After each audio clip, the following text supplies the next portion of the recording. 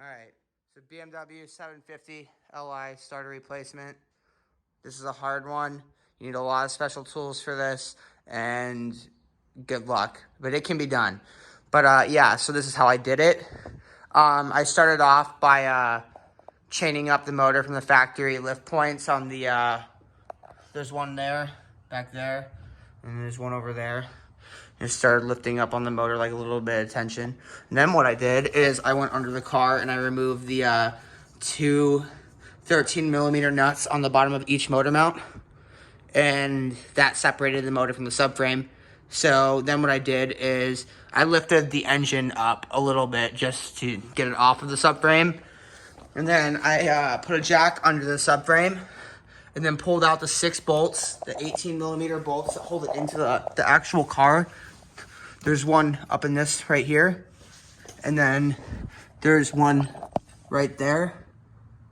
And then there's one in the rear. And then there's some like little plastic shields and stuff you gotta take off. And then the center like splash guard, I guess. You do that on both sides. And then you can lower the subframe down, which the whole point of lowering the subframe down is you're going to get like a clearance in between here. See? And then once you get this down low enough, like you get the room in here, you're gonna go and lower the engine with the engine crane, and you should be able to start seeing the starter through there. And then what I did is I went under here through the back of the transmission, up like basically at this angle with a swivel and my E-socket and a ratchet to get the bolts off the top and the bottom of the starter. That's I knew where they all were. I just did a transmission in this car like a month and a half ago, so I mean, yeah.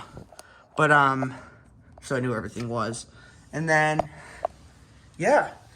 And then you just pull the heat shield out and start fighting with it, because this is not an easy one. And if you don't know what you're doing or you don't work on cars a lot, this is gonna be like impossible.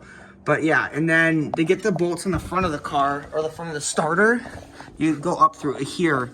And you should be able to see stuff on the front. You can kind of see where the starter goes. You get access to like pull the wires off of it and stuff.